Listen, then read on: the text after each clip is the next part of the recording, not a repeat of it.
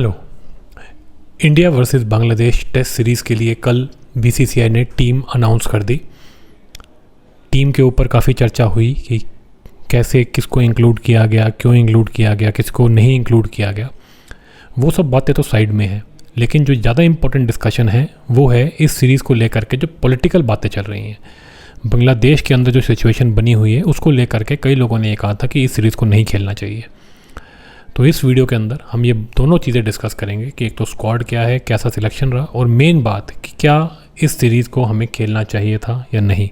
और भारत जो है इस सीरीज़ में आगे बढ़कर जो खेलने का जो एक तरीके से उन्होंने अब कंफर्म कर दिया है, इससे क्या मैसेज जाता है।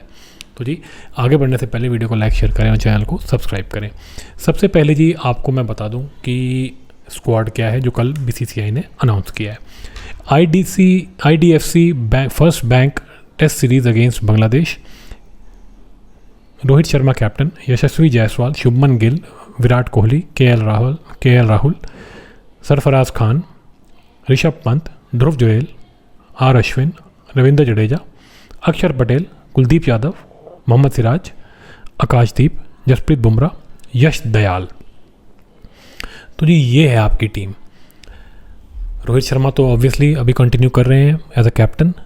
वाइस कैप्टन अनाउंस ही नहीं किया है। पिछली बार जसप्रीत बुमराह को वाइस कैप्टन बनाया गया था, लेकिन इस बार वाइस कैप्टन अनाउंस ही नहीं हुए हैं। वाइस कैप्टन के जो कंटेंडर्स हैं उनमें से शुभमन गिल, KL राहुल, ऋषभ पंत और बुमराह हैं, लेकिन कोई इसके ऊपर अभी बात नहीं हुई है। उम्मीद ये की जा रही है कि जब प्रेस कॉन्फ्रेंस होगी उसमें जो है इस बारे में ज़्यादा जानकारी मिलेगी कि वाइस कैप्टन के ऊपर क्या सोच रही। लेकिन मुझे ऐसा लग रहा है कि कहीं ना कहीं ये लोग जो हैं अभी पूरी तरह कंफर्म नहीं है कि किसको वाइस कैप्टन बनाया जाए। कुछ समय पहले तक शुभमन गिल को लेकर के चीज़ें लग रहा था कि जैसे सेटल हो चुकी हैं वाइस कैप्टनसी की, लेकिन अब वो नहीं लग रही हैं। इस बारे में भी आगे बात करेंगे। तो सबसे पहले शुरू करते हैं player by player. Rohit Sharma तो कैप्टन है, ठीक है, तो हमारे पास कैप्टन अभी फ़िलहाल इनसे बेटर नहीं है, तो यही चलेंगे और अभी ये खेल भी रहे हैं ठीक ठाक क्रिकेट। यशस्वी जायसवाल, ये बहुत इंपॉर्टेंट मैं कहूँगा नाम है। इनके और शुभमन गिल के बीच में कंपटीशन रहेगा, क्योंकि ओपनिंग स्पॉट को लेकर के जो है मुझे लगता है कि इनके बीच में था, लेकिन अब जो है शुभमन गिल नीचे बैटिंग करने लग गए हैं नंबर 3 पे। और ये बड़ा अजीब सा इन्होंने डिसीजन लिया था, क्योंकि ओपनिंग पे ये ठीक ठाक कर रहे थे और ये अब नंबर 3 पे खेलना चाहते हैं और कोई ख़ास परफॉर्मेंस तो इनकी आ नहीं रही है। मुझे ऐसा लगता है कि शुभमन गिल की जो कुछ परफॉर्मेंसेस रही हैं पीछे, उनको देखते हुए जो है इनके ऊपर ये डिसीजन ले लिया गया है कि ये अब वाइस कैप्टन तो श्योर शॉट नहीं है। देखिए शुभमन गिल को लेकर के हमेशा से मेरा व्यू ये रहा है कि ये बिना कुछ बड़ा किए ये सुपरस्टार बना हुआ है क्रिकेट का। सच यही है कि शुभमन गिल ने अभी कुछ ज़्यादा अचीव किया नहीं है, लेकिन इसको चढ़ाया बहुत जाता है। जो मैं हमेशा से बताता हूँ कि क्रिकेट के अंदर कुछ गैंग चलते हैं, गैंग काम करते हैं। अब वो ये उसी का काम लगता है कि ये बार बार शुभमन गिल को, जिसे कहते हैं ना, हीरो बनाने का, सुपरस्टार बनाने का काम करते हैं। तो शुभमन गिल को भी बहुत कुछ करना है। मुझे तो ऐसा लग रहा है कि इनकी जगह खतरे में है। ये सीरीज़ बड़ी इंपॉर्टेंट होगी। अगर ये ऐसे ही खेलते रहे जैसे ये खेल रहे हैं, मुझे लगता है ये अपना प्लेस बहुत जल्दी खो देंगे नंबर 3 का। उसके बाद Virat Kohli obvious choice. KL Rahul आ गए हैं। KL राहुल अब टेस्ट मैचेस में वापसी कर रहे हैं, बहुत समय बाद कर रहे हैं। ये थोड़ा सा अजीब है कि KL राहुल को बिना कुछ खास किए इनको वापस क्यों लाया जा रहा है। अभी जो दुलीप ट्रॉफी के अंदर जो इनकी परफॉर्मेंस रही है, बड़ी क्रिटिसिज्म भी हुआ। 30-35 रन मारे इन्होंने, 100 से ज़्यादा बॉलें खेल गए और मतलब अजीब सा ही खेल रहे हैं KL राहुल।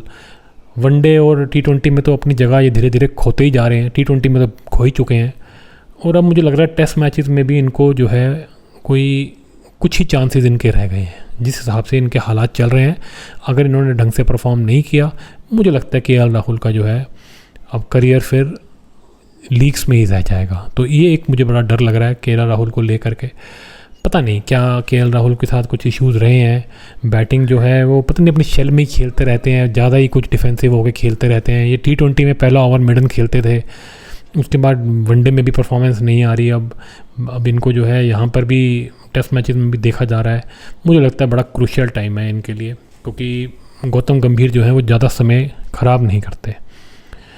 उसके बाद अगर देखा जाए तो सरफराज खान को दिया गया मौका, ठीक है, अच्छा खेल रहे हैं, अच्छा डोमेस्टिक रिकॉर्ड है, पिछली सीरीज़ में भी बढ़िया करके आए हैं। ऋषभ पंत वापसी कर गए हैं, ये 2022 के बाद अब वापसी कर रहे हैं, जो कि एक अच्छा जिसे कहूँगा सिलेक्शन है, क्योंकि ऋषभ पंत डिज़र्व करते हैं और अच्छी फॉर्म में भी चल रहे हैं। सीधा सीधा कंपटीशन बनेगा ध्रुव जुरेल के साथ, वो भी अच्छी विकेट कीपिंग करके आ रहे हैं, नए हैं बिल्कुल, और एक तरह से मुझे लग रहा है अब जो है वो एक बैकअप विकेट कीपर की पोजीशन में आ जाएंगे, क्योंकि ऋषभ पंत ही फर्स्ट चॉइस होंगे विकेट कीपिंग के लिए पहले टेस्ट मैच में। उसके बाद आर अश्विन अपनी रिटायरमेंट की तरफ हैं, पता नहीं कब तक चलाएंगे, इनको चांस दे रहे हैं, मुझे लगता है कि इनके बारे में भी जल्दी डिसीजन लेना चाहिए, क्योंकि ज़्यादा लंबा तो खेल नहीं पाएंगे ये। उसके अलावा रविंद्र जडेजा के साथ भी ऐसा ही है कि पता नहीं कब तक खेलेंगे, इतनी फिटनेस है कि नहीं है, अब देखना पड़ेगा। अक्षर पटेल ये तो ऑब्वियस चॉइस है, बहुत ही अच्छी फॉर्म में है, बहुत ही अच्छे स्पिनर हैं, कमाल है, इसके तो कोई मतलब डाउट ही नहीं है कि अक्षर पटेल को तो होना ही चाहिए। और अभी वर्ल्ड कप में बहुत अच्छा परफॉर्म करके आए हैं, इंडिया को वर्ल्ड कप जिता कर भी लाए हैं T20 का। Kuldeep Yadav obvious choice. मोहम्मद सिराज ठीक है, इनकन्सिस्टेंट है, लेकिन अभी कोई और ऑप्शन नहीं है, तो मोहम्मद सिराज को भी अपनी परफॉर्मेंसेस देखनी पड़ेंगी, लेकिन नहीं तो मुझे लगता है कि इनकी भी जो जगह है टीम में वो खतरे में आ जाएगी। एक भी अच्छा फास्ट बॉलर आ गया, एक भी अच्छा, मोहम्मद सिराज टीम से जो है अपनी जगह खो देगा, ये मैं आपको गारंटी देके कहता हूँ। इसके साथ कंसिस्टेंसी की प्रॉब्लम है। आकाशदीप को ये ट्राई कर रहे हैं, पिछली सीरीज़ में भी ट्राई किया था, ठीक परफॉर्म किया था, दोबारा मौका मिला है। जसप्रीत बुमराह ऑब्वियसली हमारे स्पीयर हेड फास्ट बॉलर, और यश दयाल को मौका दिया गया। यश दयाल बहुत ही अच्छा डोमेस्टिक रिकॉर्ड, आईपीएल में भी अच्छा करते हैं। आईपीएल में एक सीज़न में इनको रिंकू सिंह ने एक ओवर में 5 छक्के मार के जो है इनका बेचारों का बड़ा कॉन्फिडेंस लो कर दिया था, लेकिन उन्होंने बहुत बढ़िया वापसी करी है और ये डिज़र्व करते हैं इस टीम में जगह। तो ये बहुत अच्छा एक लेफ्ट आर्म स्पिनर जो है, लेफ्ट आर्म फास्ट बॉलर जो है, उसको टीम में रखा गया है। तो ओवरऑल अगर देखा जाए तो स्क्वाड अच्छा है, लेकिन कई लोगों के ऊपर मुझे लगता है कि ये डिसीजन लिया जा सकता है इस सीरीज़ के परफॉर्मेंस के बाद। और वाइस कैप्टन नहीं अनाउंस करना बड़ी अजीब सी बात है, लग रहा है कहीं ना कहीं टीम जो है इस पर भी डिसीजन लेना चाहती है। ऑब्वियस चॉइस जसप्रीत बुमराह बनते थे, अब देखते हैं क्या होता है, इसके आगे देखना पड़ेगा। तो जी मोटा मोटा ये तो था आपका स्क्वाड का एनालिसिस। अब आ जाते हैं जी जो बड़ी कंट्रोवर्सी है कि ये सीरीज़ होनी चाहिए थी कि नहीं। अब ये सब पहले से ही आपको पता है, सब तय होता है, कैलेंडर बन जाता है, ये सब चीज़ें पहले डिस्कस हो जाती हैं। अभी बांग्लादेश पाकिस्तान को पीट के आ रही है 2-0 से उनके घर में, उनके कॉन्फिडेंस हाई है। इंडिया जो है वो भी पीछे से अच्छा करते हुए आ रही है, नए बच्चे ट्राई कर रही हैं और इंडिया काफ़ी हाई स्पिरिट्स में होगा, इंडिया ही फेवरेट चल रही है इस सीरीज़ को जीतने के लिए। लेकिन क्या बांग्लादेश में जो हिंदुओं के साथ किया जा रहा है, जो अभी भी नरसंहार चल रहा है, क्या उनके बीच में इंडिया बांग्लादेश की सीरीज़ को खेला जाना चाहिए? सरकार के ऊपर ये बहुत दबाव है, यहाँ पे राष्ट्रवादी जो लोग हैं वो इसके सवाल उठा रहे हैं, जो हिंदू हैं वो भी सवाल उठा रहे हैं कि इस सीरीज़ को खेलने की क्या ज़रूरत है, बांग्लादेश को इतनी इंपॉर्टेंस देने की क्या ज़रूरत है, क्रिकेट को इतनी इंपॉर्टेंस देने की क्या ज़रूरत है, जबकि आपके लोग, आपके धर्म के लोग, हिंदुओं को वहाँ पे काटा जा रहा है, वहाँ पे बच्चों को तक की हत्याएँ कर दी जा रही हैं, बूढ़ों को बड़ों को नहीं छोड़ा जा रहा, उनको घसीट घसीट के मारा जा रहा है, घरों को आग लगा दी जा रही है, उनकी दुकानों को लूटा जा रहा है, औरतों की इज्जतें लूटी जा रही हैं, वहाँ पे औरतों के साथ हर तरीके का अब्यूज़ हो रहा है। हिंदू जो हैं वो बाहर आकर के अब जो है लोगों के सामने प्रदर्शन करने लगे हैं, लेकिन वहाँ पे जो इस्लामिक जिहाद है वो ख़त्म नहीं हो रहा। इस सब के बीच में ये सीरीज़ खेलने की क्या ज़रूरत थी? क्या भारत की सरकार ये इस चीज़ को खारिज नहीं कर सकती थी कि जब तक हिंदुओं की वहाँ पे सिचुएशन ठीक नहीं होती, जब तक वहाँ का बांग्लादेश का जो नई सरकार है वो माफ़ी नहीं मांगती और हिंदुओं को पूरा जिसे कहते हैं रिहेबिलिटेट नहीं करती, ढंग से उनको बचाती, उनको सिक्योरिटी नहीं देती, उनकी मेडिकल फैसिलिटीज़ को पूरी तरह जिसे कहते हैं ठीक नहीं करती, उनको पूरी तरह मेडिकल फैसिलिटीज़ नहीं देती, उनको रिलीफ के फ्लड भी आया हुआ तो फ्लड रिलीफ के पूरी तरह उनको जो है सप्लाईज नहीं देती, तब तक ये सीरीज़ नहीं खेली जाएगी। क्या हिंदू इस देश के अंदर, इस दुनिया के अंदर सिर्फ कटने के लिए, मरने के लिए, रोने के लिए पैदा हुआ है? और ये मोदी सरकार जो है, क्या इसका ये फ़र्ज़ नहीं बनता था कि इस सीरीज़ के माध्यम से वो बांग्लादेश के ऊपर दबाव बनाती कि जो वहाँ पे हिंदुओं के साथ किया जा रहा है उसको रोका जाए, माफ़ी मांगी जाए, जिन जिनके साथ बुरा हुआ है उनके परिवारों के माफ़ियाँ मांगी जाए और उनको जो है पूरी तरीके से उनकी सहायता की जाए, हर तरीके से आर्थिक भी उनको मदद की जाए। ये सब बातें क्यों नहीं कर रहे मोदी जी? यहाँ की जो BCCI जो है वो डायरेक्टली जिसे कहते हैं पॉलिटिकल जो है पावर के अंडर आती है। मोदी जी चाहें तो ये सीरीज़ पहले ही रिजेक्ट हो जाती, लेकिन ऐसा उन्होंने नहीं किया। उन्होंने इस सीरीज़ को खेलने के लिए अनुमति दे दी और बांग्लादेश से इसके बदले में कुछ भी नहीं लिया।